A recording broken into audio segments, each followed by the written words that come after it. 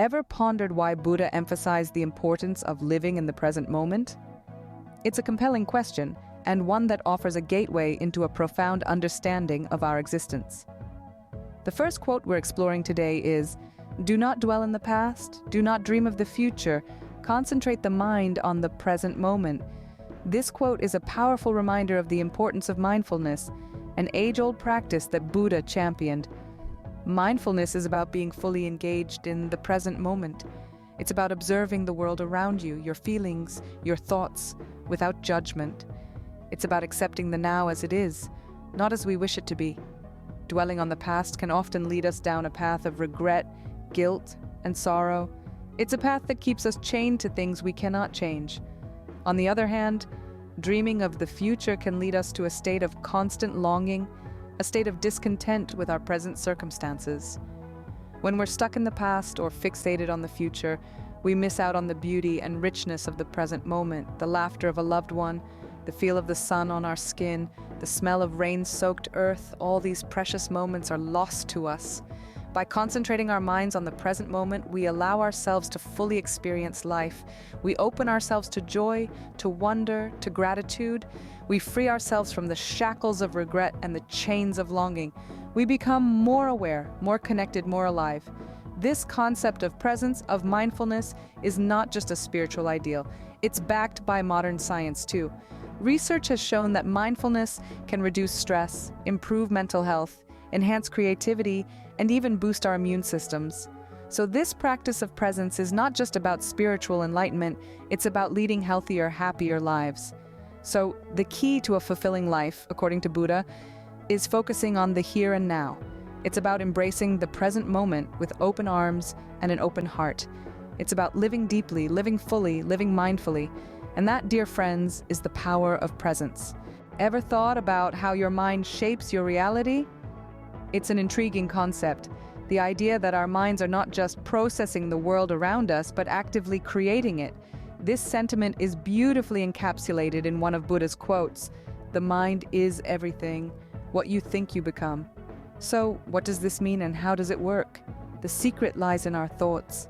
Every thought we have is like a ripple in the pond of our existence, sending out waves that influence our actions, our interactions, and ultimately, our lives. When we cultivate positive thoughts, we are essentially planting seeds of positivity that can bloom into personal growth and transformation. Think about a time when you've achieved something you're really proud of. It likely started as an idea, a thought in your mind. You nurtured that thought, believed in it, and eventually it became your reality. This is the power of the mind in action. But it's not just about achievements or goals, it's about the small, everyday thoughts too. If we train our minds to focus on the positives, to see opportunities instead of obstacles, to encourage rather than criticize, we can change our daily experiences and our overall outlook on life. Therefore, our thoughts are the architects of our reality. So, let's design wisely and build a reality that reflects our highest aspirations. Where does true peace come from? This question might seem simple, yet the answer is profound and transformative. A quote attributed to Buddha offers us insight. "Peace comes from within. Do not seek it without." This quote urges us to turn our gaze inward. Often we seek peace in external circumstances or possessions. We believe that if we can just achieve this or obtain that, then we'll finally be at peace. But the reality is, these external things are fleeting and unreliable. They can be lost, broken, or taken away. And if our peace depends on them, it vanishes along with them. Instead, Buddha encourages us to find peace within ourselves. This internal peace is a state of contentment, acceptance, and tranquility that isn't dependent on the external world. It's a calm center within the storm, an oasis of serenity within the chaos. This kind of peace isn't determined by what happens to us, but by how we respond to what happens. It's about finding equanimity amidst life's ups and downs and remaining centered in the midst of change. So how do we find this inner peace? It starts by cultivating mindfulness, compassion, and understanding. It's about learning to be present, to accept things as they are, and to let go of our attachments and aversions. Remember, true peace is an inside job. It's not something we find, but something we create from within. And once we discover this inner peace, it becomes a steady and reliable source of tranquility, regardless of the external circumstances. How important is self-love in your life? It's a question that many of us might overlook, yet one that holds profound significance. A quote attributed to Buddha says, "You yourself, as much as anybody in the entire universe, deserve your love and affection." Let's take a moment to reflect on this. It's a powerful statement, isn't it? It's about acknowledging the importance of self-love and self-compassion. We often extend love and affection towards others, but how often do we show that same kindness to ourselves? Self-love isn't about vanity or self-indulgence. It's about treating ourselves with the same compassion and understanding that we give to others. It's about recognizing our worth and our value. It's about accepting ourselves, flaws and all, and understanding that we are deserving of love and kindness. In a world where we are often our own harshest critics, self-love becomes a radical act. It's about silencing that critical inner voice and replacing it with one of compassion and understanding. It's about celebrating our strengths, acknowledging our weaknesses, and understanding that it's okay to be imperfect. When we cultivate self-love, we create a foundation for personal growth and transformation. We become more resilient, more compassionate, and more at peace with ourselves. We learn to navigate life's challenges with grace and compassion, and we cultivate a sense of inner peace that radiates outwards. In essence, loving oneself is the beginning of a lifelong romance. What is the greatest wealth according to Buddha? That's a question worth pondering. In a world dominated by materialistic pursuits, Buddha offers a refreshing perspective. He said, "Health is the greatest gift, contentment the greatest wealth, faithfulness the best relationship." Let's break it down. First up, health. In the grand scheme of life, good health stands as an irreplaceable asset. It's the very foundation that enables us to experience life to the fullest. Without it, all the riches in the world hold little meaning. It's a gift, one that needs nurturing and care. Next, we have contentment. True wealth, according to Buddha, lies not in accumulating material possessions, but in attaining a state of contentment. It's about appreciating what we have rather than constantly craving for more. This sense of fulfillment, this peace that comes from within, that is the greatest wealth. And finally, faithfulness, loyalty in relationships, whether with friends, family, or partners, is indeed a precious treasure. It's the glue that holds relationships together, fostering a sense of trust, security, and mutual respect. It's a testament to the depth of our commitment and the strength of our love. So, the true wealth lies not in material possessions, but in health, happiness, and loyalty. In this light, Buddha challenges us to reconsider our definition of wealth, to shift our focus from the external to the internal, from the transient to the enduring. What happens when we hold on to anger? It's a question that can lead us down a path of self-discovery, and it's one that Buddha answered with a powerful metaphor. He said, "Holding on to anger is like grasping a hot coal with the intent of throwing it at someone else. You are the one who gets burned."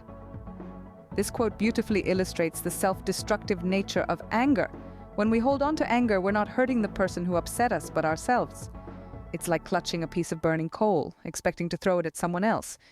But who's really getting burned? It's us, the ones who won't let go of the hot coal, the ones who won't release the anger. Anger is a potent emotion. It can consume us, cloud our judgment, and lead us to act in ways that we might later regret. It's a fire that burns not only our peace of mind, but also our relationships and our well-being. But what's the alternative? Buddha suggests forgiveness. Forgiving doesn't mean forgetting or condoning the actions that hurt us. It means choosing to let go of the hot coal of anger, choosing to free ourselves from the pain it inflicts. It's about understanding that holding on to anger doesn't punish the person who wronged us, but it does punish us. It's a lesson about the futility of anger and the liberation found in forgiveness. In essence, holding on to anger is self-inflicted pain. What does true understanding lead to? A question that brings us to a profound quote attributed to Buddha: "To understand everything is to forgive everything." This reflects the powerful connection between understanding and forgiveness. Understanding is not just about comprehension of facts or knowledge, it's about gaining insight into the deeper motivations and struggles that influence actions and behaviors. When we truly understand, we see beyond the surface, beyond the actions that might have caused us pain or discomfort. We see the human, the soul, the journey. We see the underlying reasons, the circumstances, the battles fought within. And when this understanding dawns upon us, it brings along a sense of compassion. We begin to view actions not as personal affronts, but as the result of another's journey, a journey that might be fraught with challenges we can't even fathom. This compassion then paves the way for forgiveness, because when we understand, we can empathize. When we empathize, we can forgive. Not because it absolves the other of their actions, but because it frees us from the chains of bitterness and resentment. It allows us to let go, to find peace, to move forward. So the next time you find it hard to forgive, try understanding. Try to see beyond the action to the journey that led to it. For in understanding, you'll find the power to forgive, to heal, to grow. Therefore, understanding is the key to forgiveness and harmony. What is the greatest victory according to Buddha?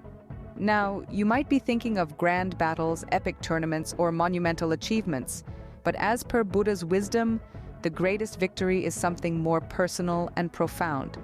It's not about conquering nations or besting opponents, but about conquering oneself. He said, "It is better to conquer yourself than to win 1,000 battles. Then the victory is yours. It cannot be taken from you, not by angels or by demons, heaven or hell." This quote underscores the importance of self-mastery and inner peace. In the grand scheme of life, external victories are transitory. They can be influenced by circumstances, luck, or even the actions of others. But the victory over oneself, that's entirely up to you.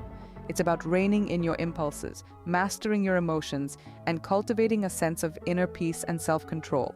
This victory isn't about suppression, but rather about understanding yourself, your desires, your fears, and your reactions.